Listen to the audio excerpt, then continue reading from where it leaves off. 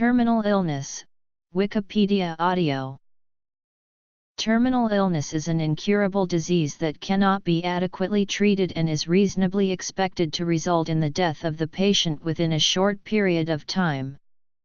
This term is more commonly used for progressive diseases such as cancer or advanced heart disease than for trauma. In popular use, it indicates a disease that will soon progress until death with near absolute certainty, regardless of treatment. A patient who has such an illness may be referred to as a terminal patient, terminally ill, or simply terminal. There is no standardized life expectancy for a patient to be considered terminal, although it is generally months or less. Life expectancy for terminal patients is a rough estimate given by the physician based on previous data and does not always reflect true longevity. An illness which is lifelong but not fatal is a chronic condition.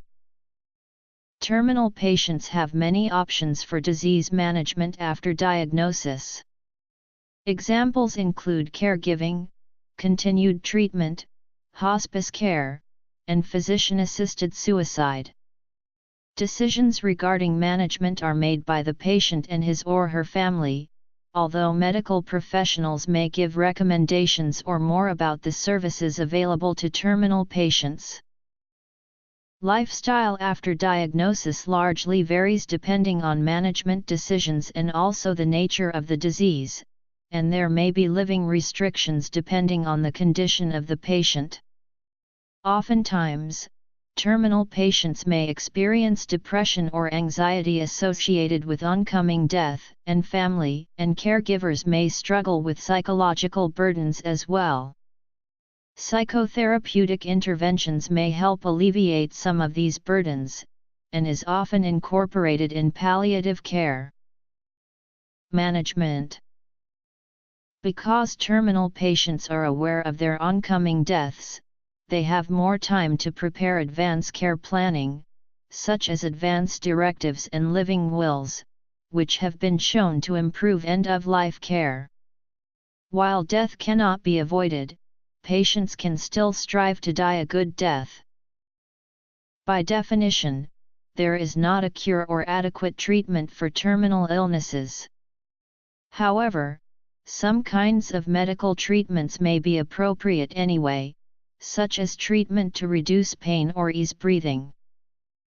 Experiences excessive pain, is in distress or having difficulty breathing, has difficulty passing urine or is constipated, has fallen and appears hurt, is depressed and wants to harm themselves, refuses to take prescribed medications, raising ethical concerns best addressed by a person with more extensive formal training, or if the caregiver does not know how to handle the situation. Some terminally ill patients stop all debilitating treatments to reduce unwanted side effects. Others continue aggressive treatment in the hope of an unexpected success. Still others reject conventional medical treatment and pursue unproven treatments such as radical dietary modifications. Patients' choices about different treatments may change over time. Palliative care is normally offered to terminally ill patients, regardless of their overall disease management style, if it seems likely to help manage symptoms such as pain and improve quality of life. Hospice care, which can be provided at home or in a long-term care facility, additionally provides emotional and spiritual support for the patient and loved ones. Some complementary approaches, such as relaxation therapy, massage, and acupuncture may relieve some symptoms and other causes of suffering. Terminal patients often need a caregiver, who could be a nurse, licensed practical nurse, or a family member. Caregivers can help patients receive medications to reduce pain and control symptoms of nausea or vomiting. They can also assist the individual with daily living activities and movement. Caregivers provide assistance with food and psychological support and ensure that the individual is comfortable. The patient's family may have questions, and most caregivers can provide information to help ease the mind. Doctors generally do not provide estimates for fear of instilling false hopes or obliterate an individual's hope. In most cases, the caregiver works along with physicians and follows professional instructions. Caregivers may call the physician or a nurse if the individual. It offends me. Suicide devalues human life. Slippery slope. The limits on euthanasia gradually erode. Pain can be alleviated. Palliative care and modern therapeutics more and more adequately manage pain. Physician integrity and patient trust. Participating in suicide violates the integrity of the physician and undermines the trust patients place in physicians to heal and not to harm. Most caregivers become the patient's listeners and let the individual express fears and concerns without judgment. Caregivers reassure the patient and honor all advance directives.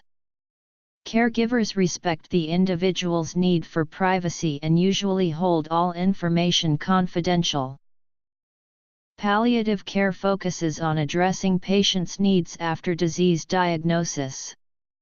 While palliative care is not disease treatment, it addresses patients' physical needs, such as pain management, offers emotional support, caring for the patient psychologically and spiritually, and helps patients build support systems that can help them get through difficult times. Palliative care can also help patients make decisions and come to understand what they want regarding their treatment goals and quality of life. Assurance of effective pain and symptom management, education about death and its aftermath, especially as it relates to decision-making, completion of any significant goals, such as resolving past conflicts. Caregiving. Palliative care has been proven to improve patients' quality of life and satisfaction and also help family members cope with their loved one's disease. Additionally, it lowers hospital admissions costs. However, needs for palliative care are often unmet, whether due to lack of government support and also possible stigma associated with palliative care. For these reasons, the World Health Assembly recommends development of palliative care in healthcare systems. Palliative care and hospice care are often confused, and they have similar goals. However, hospice care is specifically for terminal patients while palliative care is more general and offered to patients who are not necessarily terminal. While hospitals focus on treating the disease, hospices focus on improving patient quality of life until death. A common misconception is that hospice care hastens death because patients give up fighting the disease. However, patients in hospice care often live the same length of time as patients in the hospital. A study of 3,850 liver cancer patients found that patients who received hospice care and those who did not survived the same amount of time. In fact, a study of 3,399 adult lung cancer patients showed that patients who received hospice care actually survived longer than those who did not. Additionally, in both of these studies, patients receiving hospice care had significantly lower healthcare expenditures. Hospice care allows patients to spend more time with family and friends. Since patients are in the company of other hospice patients, they have an additional support network and can learn to cope together. Hospice patients are also able to live at peace away from a hospital setting. They may live at home with a hospice provider or at an inpatient hospice facility. Terminal patients experiencing pain, especially cancer-related pain, are often prescribed opioids to relieve suffering. The specific medication prescribed, however, will differ depending on severity of pain and disease status. There exist inequities in availability of opioids to terminal patients, especially in countries where opioid access is limited. A common symptom that many terminal patients experience is dyspnea, or difficulty with breathing. To ease this symptom, doctors may also prescribe opioids to patients. Some studies suggest that oral opioids may help with breathlessness. However, due to lack of consistent reliable evidence, it is currently unclear whether they truly work for this purpose. Palliative care. Hospice care. Depending on the patient's condition, other medications will be prescribed accordingly. For example, if patients develop depression, antidepressants will be prescribed. Anti-inflammation and anti-nausea medications may also be prescribed. Medications for terminal patients. Continued treatment. Physician-assisted suicide. Medical care. Doctor-patient relationships. Some terminal patients opt to continue extensive treatments in hope of a miracle cure, whether by participating in experimental treatments and clinical trials or seeking more intense treatment for the disease. Rather than to give up fighting, patients spend thousands more dollars to try to prolong life by a few more months. What these patients often do give up, however, is quality of life at the end of life by undergoing intense and often uncomfortable treatment. A meta-analysis of 34 studies including 11,326 patients from 11 countries found that less than half of all terminal patients correctly understood their disease prognosis, or the course of their disease and likeliness of survival. This could influence patients to pursue unnecessary treatment for the disease due to unrealistic expectations. Physician-assisted suicide is a highly controversial concept, only legal in a few countries. In PA, physicians, with voluntary written and verbal consent from the patient, give patients the means to die, usually through lethal drugs. The patient then chooses to die with dignity, deciding on his/her own time and place to die. Reasons as to why patients choose PA differ. Factors that may play into a patient's decision include future disability and suffering, lack of control over death, impact on family, healthcare costs, insurance coverage, personal beliefs, religious beliefs, and much more. PA may be referred to in many different ways, such as aid in dying, assisted dying, death with dignity, and many more. These often depend on organization and the stance they take on the issue. In this section of the article, it will be referred to as PA for the sake of consistency with the pre-existing Wikipedia page, assisted suicide. Mortality predictions. In the United States, PA, or medical aid in dying, is legal in select states, including Oregon, Washington, Montana, Vermont, and New Mexico, and there are groups both in favor of and against legalization. Some groups favor PA because they do not believe they will have control over their pain, because they believe they will be a burden on their family, and because they do not want to lose autonomy and control over their own lives, among other reasons. They believe that allowing PA is an act of compassion. While some groups believe in personal choice over death, others raise concerns regarding insurance policies and potential for abuse. According to Sulmacy et al., the major non-religious arguments against physician-assisted suicide are quoted as follows. Again, there are also arguments that there are enough protections in the law that the slippery slope is avoided. For example, the Death with Dignity Act in Oregon includes waiting periods, multiple requests for lethal drugs, a psychiatric evaluation in the case of possible depression influencing decisions, and the patient personally swallowing the pills to ensure voluntary decision. Physicians and medical professionals also have disagreeing views on PA. Some groups, such as the American College of Physicians, the American Medical Association, the World Health Organization, American Nurses Association, Hospice Nurses Association, American Psychiatric Association, and more have issued position statements against its legalization. The ACP's argument concerns the nature of the doctor-patient relationship and the tenets of the medical profession.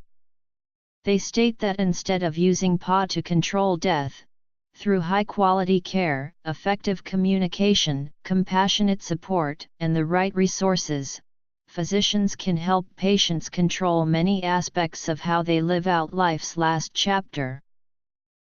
Other groups such as the American Medical Students Association, the American Public Health Association, the American Medical Women's Association, and more support PA as an act of compassion for the suffering patient. Healthcare spending. In many cases, the argument on PA is also tied into proper palliative care. The International Association for Hospice and Palliative Care issued a position statement arguing against considering legalizing PA unless comprehensive palliative care systems in the country were in place. It could be argued that with proper palliative care, the patient would experience fewer intolerable symptoms, physical or emotional, and would not choose death over these symptoms. Palliative care would also ensure that patients receive proper information about their disease prognosis as not to make decisions about PA without complete and careful consideration. Many aspects of medical care are different for terminal patients compared to patients in the hospital for other reasons. Psychological impact. Doctor-patient relationships are crucial in any medical setting, and especially so for terminal patients. There must be an inherent trust in the doctor to provide the best possible care for the patient. In the case of terminal illness, there is often ambiguity in communication with the patient about his/her condition. While terminal condition prognosis is often a grave matter, doctors do not wish to quash all hope, for it could unnecessarily harm the patient's mental state and have unintended consequences. However, being overly optimistic about outcomes can leave patients and families devastated when negative results arise, as is often the case with terminal illness. Often, a patient is considered terminally ill when his or her estimated life expectancy is 6 months or less, under the assumption that the disease will run its normal course based on previous data from other patients. The 6-month standard is arbitrary, and best available estimates of longevity may be incorrect. Though a given patient may properly be considered terminal, this is not a guarantee that the patient will die within 6 months. Similarly, a patient with a slowly progressing disease, such as AIDS, may not be considered terminally ill if the best estimate of longevity is greater than 6 months. However, this does not guarantee that the patient will not die unexpectedly early. Impact on patient. Coping for patients. Impact on family. In general, physicians slightly overestimate the survival time of terminally ill cancer patients, so that, for example, a person who is expected to live for about 6 weeks would likely die around 4 weeks. A recent systematic review on palliative patients in general, rather than specifically cancer patients, states the following: accuracy of categorical estimates in this systematic review ranged from 23% up to 78%, and continuous estimates over predicted actual survival by, potentially, a factor of 2. There was no evidence that any specific type of clinician was better at making these predictions. Healthcare during the last year of life is costly, especially for patients who used hospital services often during end of life. In fact, according to Langton et al., there were exponential increases in service use and costs as death approached. Many dying terminal patients are also brought to the emergency department at the end of life when treatment is no longer beneficial, raising costs and using limited space in the ED. While there are often claims about disproportionate spending of money and resources on end-of-life patients, data have not proven this type of correlation. The cost of healthcare for end-of-life patients is 13% of annual healthcare spending in the U.S. However, of the group of patients with the highest healthcare spending, end-of-life patients only made up 11% of these people, meaning the most expensive spending is not made up mostly of terminal patients. Many recent studies have shown that palliative care and hospice options as an alternative are much less expensive for end-of-life patients. Coping with impending death is a hard topic to digest universally. Patients may experience grief, fear, loneliness, depression, and anxiety among many other possible responses. Terminal illness can also lend patients to become more prone to psychological illness such as depression and anxiety disorders. Insomnia is a common symptom of these. It is important for loved ones to show their support for the patient during these times and to listen to his or her concerns. People who are terminally ill may not always come to accept their impending death. For example, a person who finds strength in denial may never reach a point of acceptance or accommodation and may react negatively to any statement that threatens this defense mechanism. Depression is relatively common among terminal patients, and the prevalence increases as patients become sicker. Depression causes quality of life to go down, and a sizable portion of patients who request assisted suicide are depressed. These negative emotions may be heightened by lack of sleep and pain as well. Depression can be treated with antidepressants and/or therapy, but doctors often do not realize the extent of terminal patients' depression. Because depression is common among terminal patients, the American College of Physicians recommends regular assessments for depression for this population and appropriate prescription of antidepressants. Anxiety disorders are also relatively common for terminal patients as they face their mortality. Patients may feel distressed when thinking about what the future may hold, especially when considering the future of their families as well. It is important to note, however, that some palliative medications may facilitate anxiety. Caregivers may listen to the concerns of terminal patients to help them reflect on their emotions. Different forms of psychotherapy and psychosocial intervention, which can be offered with palliative care, may also help patients think about and overcome their feelings. According to Block, most terminally ill patients benefit from an approach that combines emotional support, flexibility, appreciation of the patient's strengths, a warm and genuine relationship with the therapist, elements of life review, and exploration of fears and concerns. Terminal patients' families often also suffer psychological consequences. If not well equipped to face the reality of their loved one's illness, family members may develop depressive symptoms and even have increased mortality. Taking care of sick family members may also cause stress, grief, and worry. Additionally, financial burden from medical treatment may be a source of stress. Discussing the anticipated loss and planning for the future may help family members accept and prepare for the patient's death.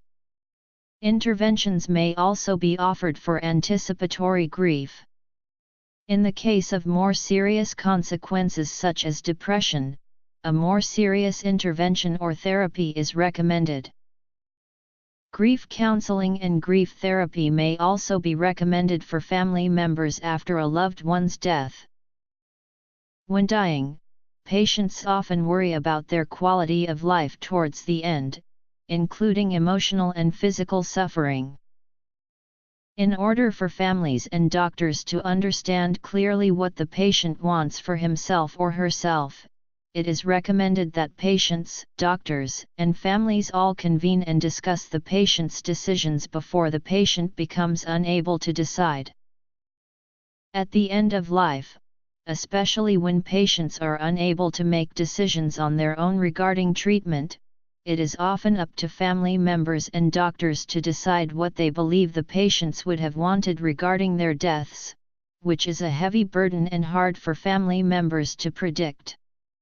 An estimated 25% of American adults have an advanced directive, meaning the majority of Americans leave these decisions to be made by family, which can lead to conflict and guilt. Although it may be a difficult subject to broach, it is important to discuss the patient's plans for how far to continue treatment should they become unable to decide. This must be done while the patient is still able to make the decisions, and takes the form of an advance directive. The advance directive should be updated regularly as the patient's condition changes so as to reflect the patient's wishes. Some of the decisions that advance directives may address include receiving fluids and nutrition support, getting blood transfusions, receiving antibiotics, resuscitation, and intubation. Having an advance directive can improve end-of-life care. It is highly recommended by many research studies and meta-analyses for patients to discuss and create an advance directive with their doctors and families. One of the options of care that patients may discuss with their families and medical providers is the Do Not Resuscitate order. This means that if the patient's heart stops, CPR and other methods to bring back heartbeat would not be performed. This is the patient's choice to make and can depend on a variety of reasons, whether based on personal beliefs or medical concerns. DNR orders are medically and legally binding. Decisions like these should be indicated in the advance directive so that the patient's wishes can be carried out to improve end-of-life care. A variety of symptoms become more apparent when a patient is nearing death. Recognizing these symptoms and knowing what will come may help family members prepare. During the final few weeks, symptoms will vary largely depending on the patient's disease. During the final hours, patients usually will reject food and water and will also sleep more, choosing not to interact with those around them. Their bodies may behave more irregularly, with changes in breathing, sometimes with longer pauses between breaths, irregular heart rate, low blood pressure, and coldness in the extremities. It is important to note, however, that symptoms will vary per patient. Patients, healthcare workers, and recently bereaved family members often describe a good death in terms of effective choices made in a few areas.